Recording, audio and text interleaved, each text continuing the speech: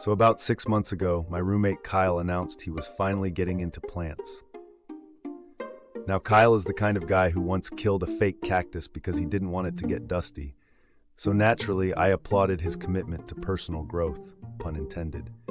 He came home with a single, innocent-looking succulent in a tiny terracotta pot, set it on the windowsill, and named it Gerald.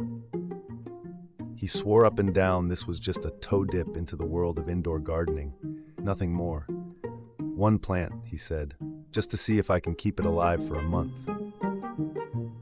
Fast forward 2 weeks, and Gerald had been joined by a friend, an aloe vera plant named Vera, because apparently we're on a first-name basis with our foliage now. I started noticing more greenery cropping up in the strangest places.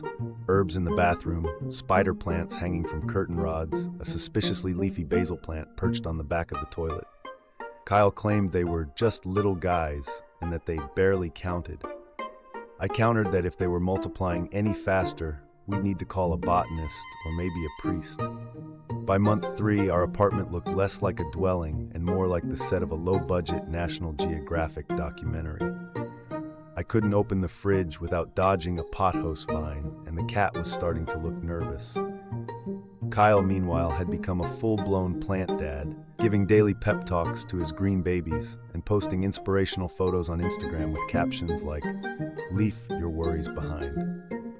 The real kicker was when I woke up one morning to find a cactus in my bed, tucked in with a tiny blanket and a note that said, "Succulent dreams." Last night, I finally confronted Kyle as I wrestled my way through a jungle of monstera leaves just to find the TV remote. I asked him, "Dude, where did all these plants come from?" He shrugged and said, "I guess you could say I have a growing problem."